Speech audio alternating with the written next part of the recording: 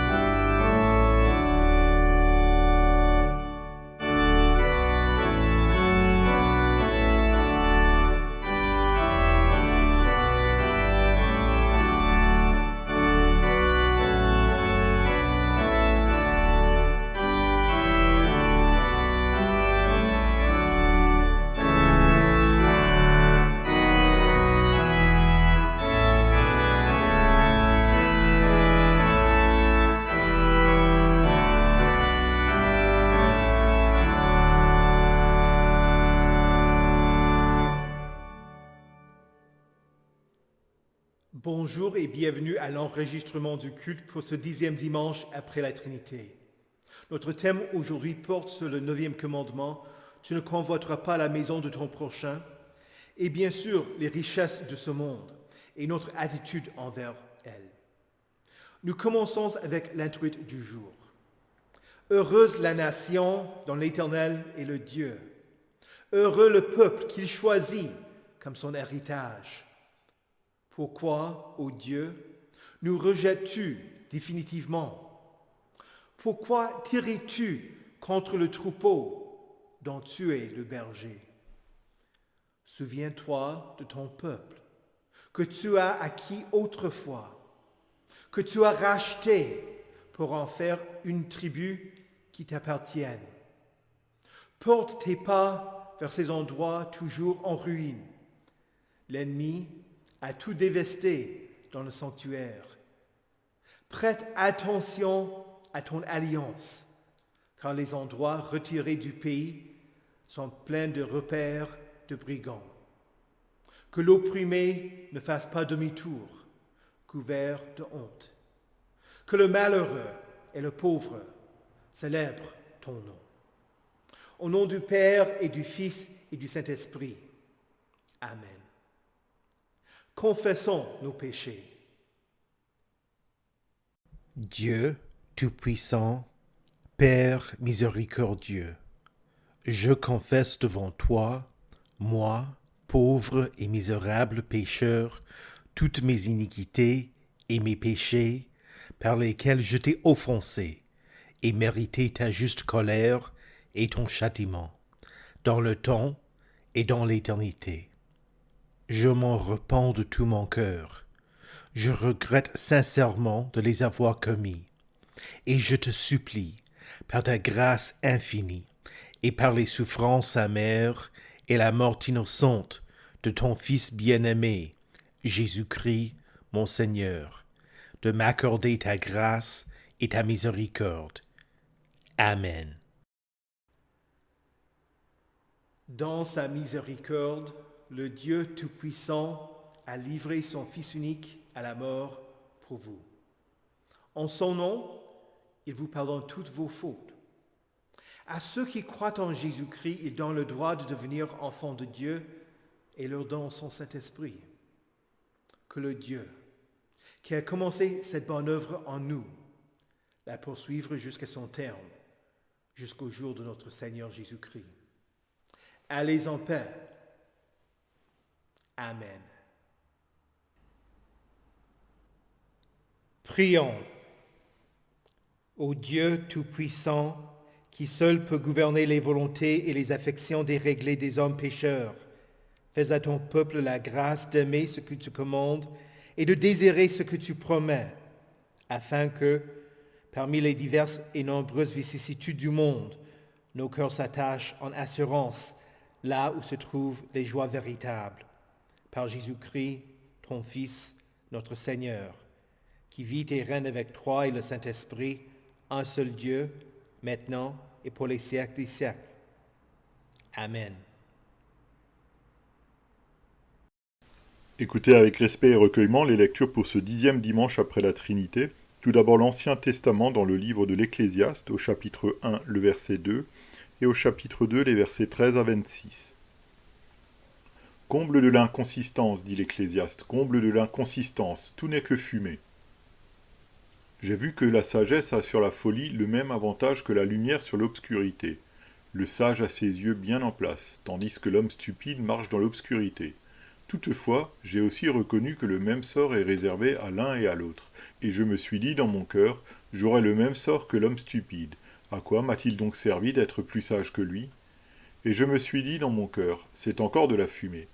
En effet, le souvenir que l'on garde du sage n'est pas plus durable que celui que l'on garde de l'homme stupide, puisque dès les jours suivants, tout est oublié.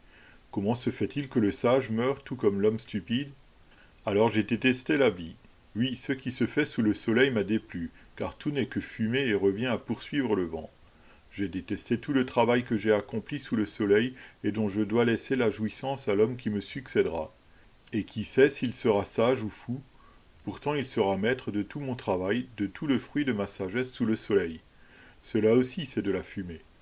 J'en suis venu à désespérer à cause de toute la peine que je me suis donnée sous le soleil. En effet, un homme peut travailler avec sagesse, savoir-faire et succès, et il doit laisser le produit de son travail à un homme qui ne s'est donné aucune peine pour cela. Cela aussi c'est de la fumée, et c'est un grand malheur. Oui, que retire l'homme de tout son travail et des préoccupations de son cœur, alors qu'il se donne tant de peine pour cela sous le soleil? Ses journées ne sont toutes que souffrance et son activité n'est que chagrin. Même la nuit son cœur ne connaît pas le repos. Cela aussi c'est de la fumée.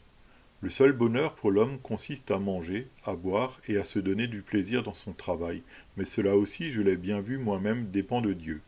En effet, qui peut manger et jouir de quelque chose en dehors de moi? Oui, à l'homme qui lui est agréable, il donne la sagesse, la connaissance et la joie, mais au pécheur, il réserve la tâche de récolter et d'amasser des biens afin de les donner à celui qui est agréable à Dieu. Cela aussi, c'est de la fumée, et cela revient à poursuivre le vent. Ici prend fin la lecture de l'Ancien Testament.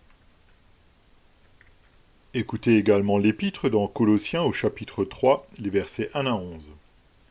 Si donc vous êtes ressuscités avec Christ, recherchez les choses d'en haut, où Christ est assis à la droite de Dieu. Attachez-vous aux réalités d'en haut et non à celles qui sont sur la terre. En effet, vous avez connu la mort et votre vie est cachée avec Christ en Dieu. Quand Christ notre vie apparaîtra, alors vous apparaîtrez aussi avec lui dans la gloire. Faites donc mourir en vous ce qui est terrestre, l'immoralité sexuelle, l'impureté, les passions, les mauvais désirs et la soif de posséder, qui est une idolâtrie. C'est à cause de cela que la colère de Dieu vient sur les hommes rebelles. Vous aussi, autrefois, lorsque vous viviez parmi eux, vous marchiez dans ces péchés.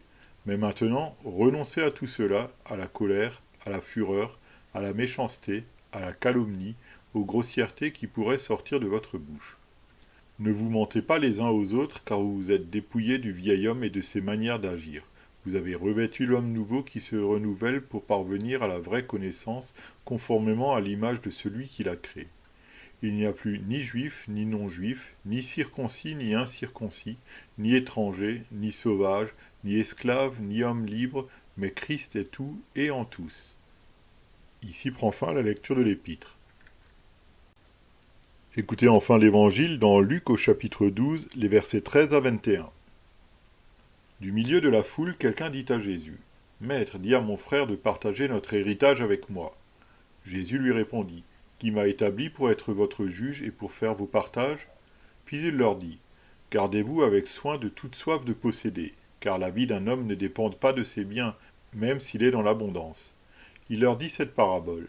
Les terres d'un homme riche avaient beaucoup rapporté. Il raisonnait en lui-même en disant, « Que vais-je faire ? En effet, je n'ai pas de place pour rentrer ma récolte. Voici ce que je vais faire, se dit-il. J'abattrai mes greniers, j'en construirai de plus grands, j'y amasserai toute ma récolte et tous mes biens, et je dirai à mon âme, « Mon âme, tu as beaucoup de biens en réserve pour de nombreuses années. Repose-toi, mange, bois et réjouis-toi. » Mais Dieu lui dit, « Homme dépourvu de bon sens, cette nuit même ton âme te sera redemandée, et ce que tu as préparé, pour qui cela sera-t-il ? Voilà quelle est la situation de celui qui amasse des trésors pour lui-même et qui n'est pas riche pour Dieu. » Ici prend fin la lecture de l'Évangile. Heureux ceux qui écoutent la parole de Dieu et qui la gardent. Confessons le deuxième article du Credo et son explication. Je crois en Jésus-Christ, son Fils unique, notre Seigneur, qui a été conçu du Saint-Esprit et qui est né de la Vierge Marie. Il a souffert sous Ponce Pilate, il a été crucifié, il est mort, il a été enseveli. Il est descendu aux enfers, le troisième jour, il est ressuscité des morts, il est monté au ciel, il siège à la droite de Dieu, le Père Tout-Puissant, et il viendra de là pour juger les vivants et les morts. Que signifient ces paroles? Je crois que Jésus-Christ, vrai Dieu, né du Père de toute éternité, vrai homme, né de la Vierge Marie, est mon Seigneur. Il m'a sauvé, racheté et acquis, moi perdu et condamné, en me délivrant du péché, de la mort et de la puissance du diable. Non pas à prix d'or ou d'argent, mais par son saint et précieux sang, par ses souffrances et sa mort innocente, afin que je lui appartienne et que je vive dans son royaume, pour le servir éternellement dans la justice, l'innocence et la félicité, comme lui-même est ressuscité de la mort, vit et règne éternellement. C'est ce que je crois fermement.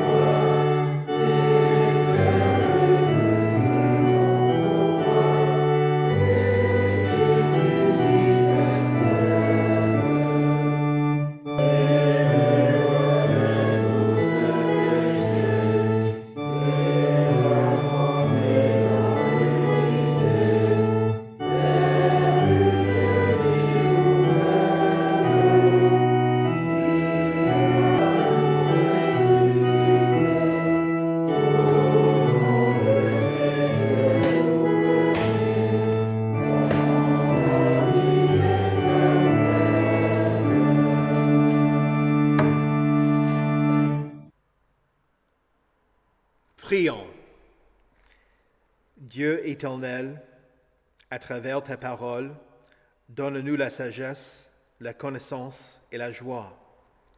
Garde-nous de la soif de posséder et la sagesse de savoir que notre vie ne dépend pas de nos biens, mais de toi. Rends-nous riches pour toi, jusqu'à ce que nous recevions l'héritage que tu prépares pour nous. Amen. Que la grâce du Seigneur Jésus-Christ, l'amour de Dieu et la communion du Saint-Esprit soient avec vous tous. Amen. Toutes les 3 lectures lues aujourd'hui abordent le thème des richesses, mais en particulier, comment nous nous en servons pendant notre vie terrestre et ce qui advient d'elle après notre mort. L'Ecclésiaste, que nous pensons être Salomon, désespérait quand il pensait à ceux qui allaient hériter tout ce qu'il avait amassé. Les gens qui n'avaient pas eu la peine de le gagner, qui ne l'appréciaient pas et qui n'avaient pas la sagesse nécessaire pour le garder. De tels gens peuvent facilement tout perdre, pensant qu'ils ont gagné le gros lot.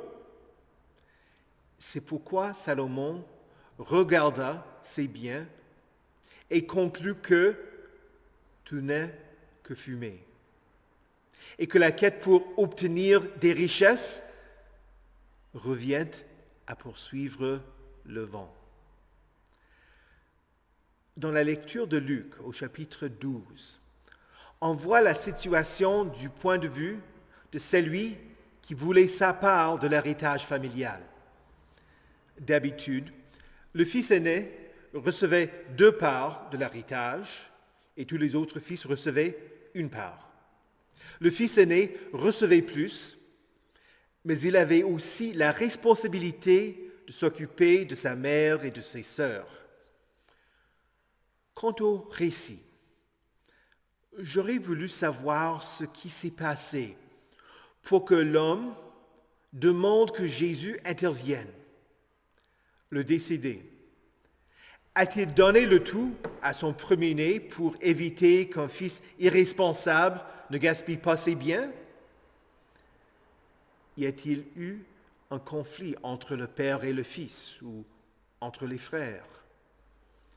Le fils aîné, est-ce qu'il prenait son temps pour distribuer l'héritage ou gardait-il le tout pour lui-même, contrairement à la volonté de son père? On ne sait pas pourquoi cet homme, qui posa la question, se sentait délaissé, mais il voulait que Jésus agisse. Il semble que l'un ou plusieurs de ses héritiers ne respectaient pas les 9e et 10e commandements, qui avertissent du danger de la convoitise. On ne doit pas désirer l'héritage, la maison, les personnes ou les biens d'un autre, ni de chercher à les obtenir par ruse, par fraude ou avec une apparence de droit. Il est fort probable que quelqu'un dans cette famille ne respectait pas non plus le 7e commandement. Tu ne commettras pas de vol. Luther explique que nous devons craindre et aimer Dieu, afin de ne pas dérober l'argent ou tout autre bien de notre prochain, ni de nous les approprier par des voies détournées, mais de l'aider à préserver ce qu'il possède et à améliorer son bien-être. C'est facile à dire. La difficulté, c'est la mise en œuvre. Combien de familles sont divisées à cause d'un héritage? Comment avez-vous agi après la mort de vos parents?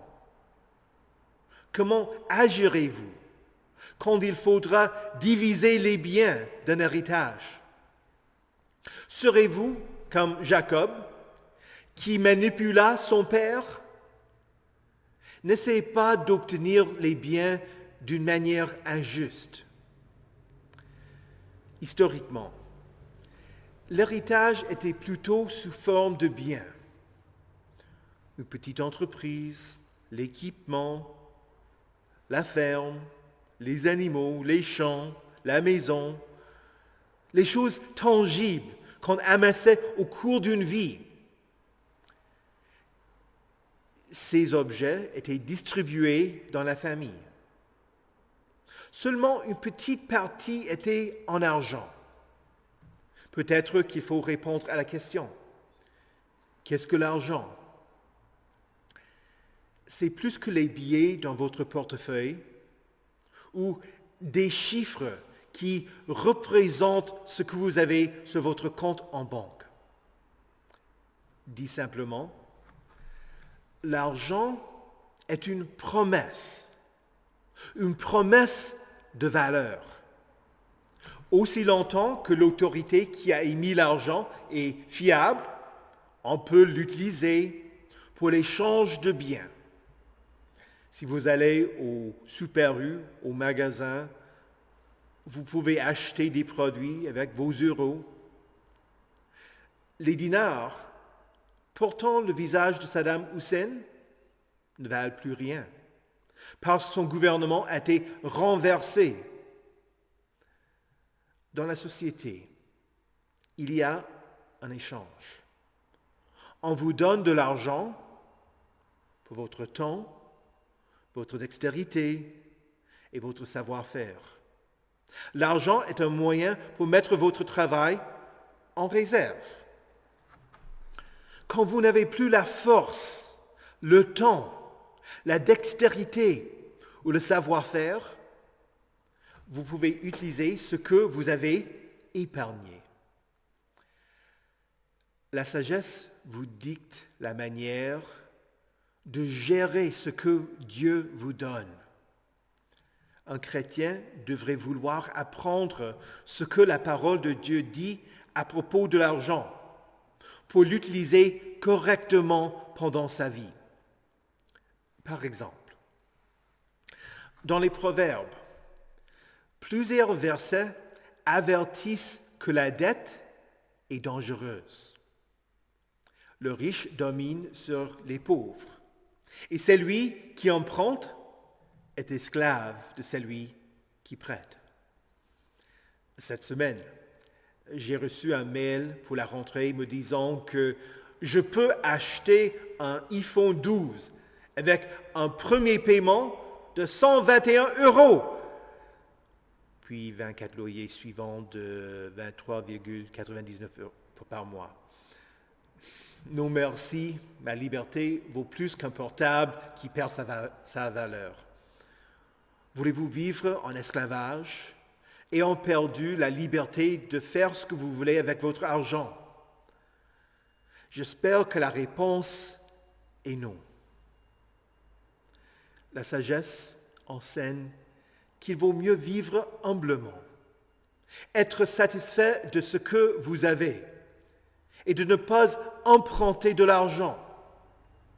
Patientez jusqu'à ce que vous puissiez acheter ce que vous voulez, surtout les choses qui perdent leur valeur, comme les portables, les ordinateurs ou les voitures. Si vous réussissez à ne pas vous endetter, ne vous engagez pas à payer la dette d'une autre personne. L'un des proverbes dit: ne figure pas parmi ceux qui prennent des engagements, qui se portent garants pour des dettes. Pourquoi? Parce que si la personne a besoin d'un garant, vous allez être obligé de payer sa dette, qui n'est pas fiable. Soyez généreux. Dans le sermon sur la montagne, Jésus dit: donne à celui qui t'adresse une demande et ne te détourne pas de celui qui veut te faire un emprunt. S'il est dans le besoin, on veut l'aider. Encore, dans la lettre aux Hébreux, que votre conduite ne soit pas guidée par l'amour de l'argent. Contentez-vous de ce que vous avez. Ce n'est pas un péché si vous devenez garant, si vous empruntez de l'argent, ou si vous n'avez pas les moyens de laisser un héritage pour vos enfants. Mais ce n'est pas sage. Apprenez la sagesse de la parole de Dieu. Laisse-la vous guider. La sagesse dit qu'il faut garder une partie de vos biens en réserve. Dans les Proverbes, on lit « On trouve de précieux trésors et de l'huile dans le domaine du sage. L'homme stupide, lui, les engloutit. » Ne pas épargner pour l'avenir quand vous avez un surplus. Tout dépenser sans s'occuper du lendemain, c'est de la folie. Mais la vraie folie, c'est de ne pas reconnaître la source de vos biens et de votre argent. Jésus dit, « Gardez-vous avec soin de toute soif de posséder, car la vie d'un homme ne dépend pas de ses biens, même s'il est dans l'abondance. » Alors, je vous pose la question. De quoi dépend la vie d'un homme? De Dieu. Nous sommes tous dans la même situation, riches ou pauvres. Notre vie dépend de l'Éternel. Le même sort est réservé et à l'un et à l'autre. Nous allons tous mourir. En relisant Luc chapitre 12, versets 13 à 21, la chose qui m'a frappé était que l'homme qui voulait que Jésus intervienne s'inquiétait de son héritage terrestre, juste après la mort de son père. C'est-à-dire qu'il pensait qu'il méritait quelque chose suite à la mort de son père. Il aurait dû penser à la mort, à sa propre mort. Jésus raconta la parabole pour qu'il pense à son héritage céleste. Voilà ce qui manquait chez l'homme dans la parabole. Quand il dit « Mon âme, tu as beaucoup de biens en réserve pour de nombreuses années. Repose-toi, mange, bois et réjouis-toi. » Il semble qu'il avait la vie de Salomon. Le seul bonheur pour l'homme consiste à manger, à boire et à se donner du plaisir dans son travail. Cet homme avait les richesses qui valent beaucoup pour cette vie, mais qui sont inutiles pour l'éternité. Le texte ne dit pas explicitement que cet homme, dans la parabole, est maudit, mais Dieu l'appelle homme dépourvu de bon sens. L'implication, c'est qu'il n'est pas sage pour Dieu. On peut poser la même question en ce qui concerne l'homme qui voulait sa part de l'héritage de son père. Il semble qu'il voulait sa part de l'héritage de son père qui est mort, mais ne désirait pas l'héritage éternel qu'offre le Père céleste.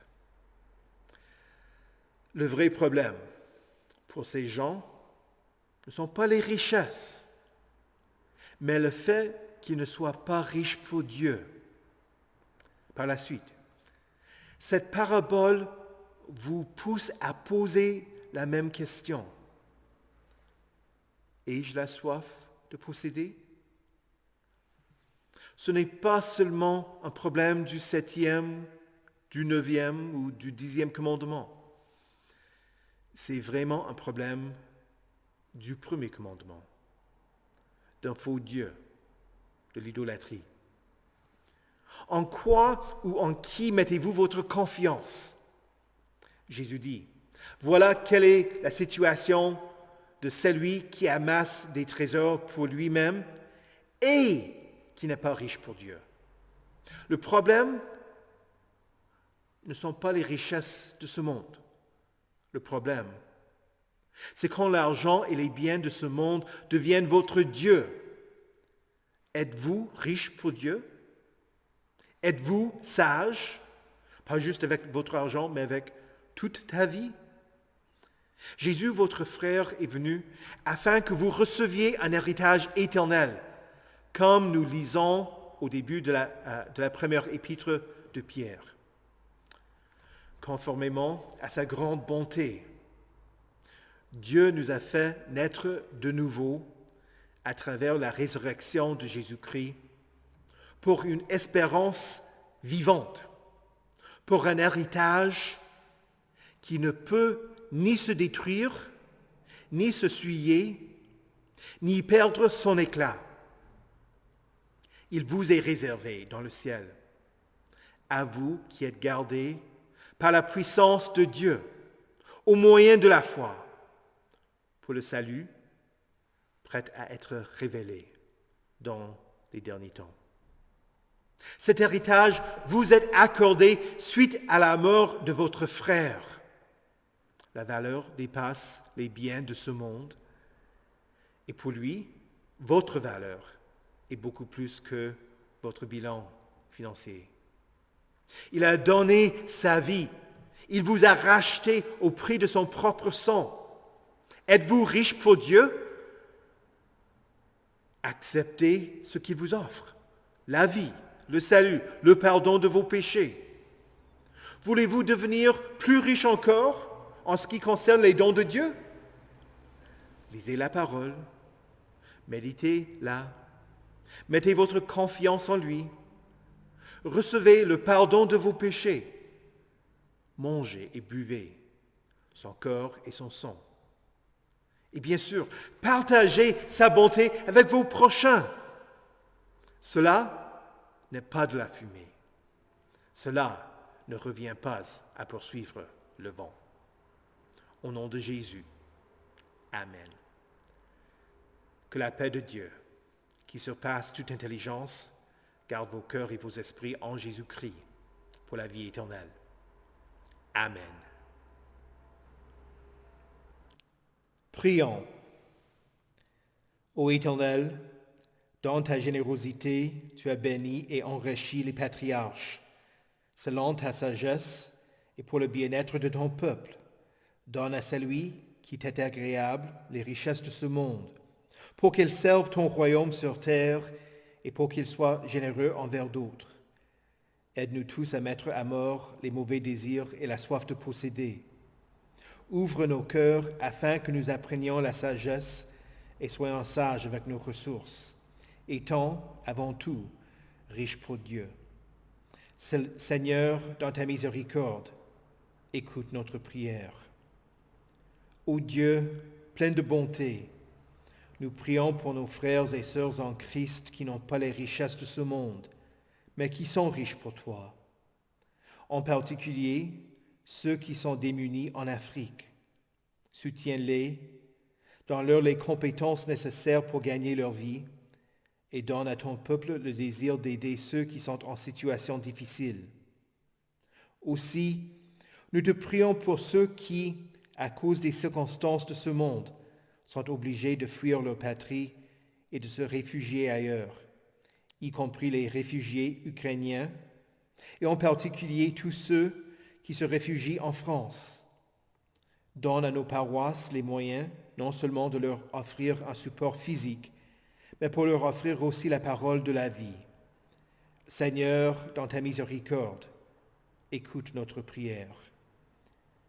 Père céleste, nous prions que tu assistes les gens pour qu'ils trouvent un emploi où ils prendront du plaisir dans leur travail. Conduis-les pour que leur journée ne soit pas seulement souffrance et leur activité ne soit pas seulement chagrin. Soulage ceux qui sont anxieux, qui ne connaissent pas le repos la nuit. Enseigne-nous à tous à conclure chaque jour en remettant entre tes mains nos corps, nos âmes et tout ce que nous possédons, et à dormir en paix. Seigneur, dans ta miséricorde, écoute notre prière. Source de notre repos éternel, protège ceux qui voyagent lors de leur trajet et bénis ceux qui se reposent de leur travail, qui sont en vacances. qu'ils retrouvent leur force et reprennent le travail avec joie. Seigneur, dans ta miséricorde, écoute notre prière. Dieu saint, nous te rendons grâce de ce que tu t'occupes de nous, corps et âme.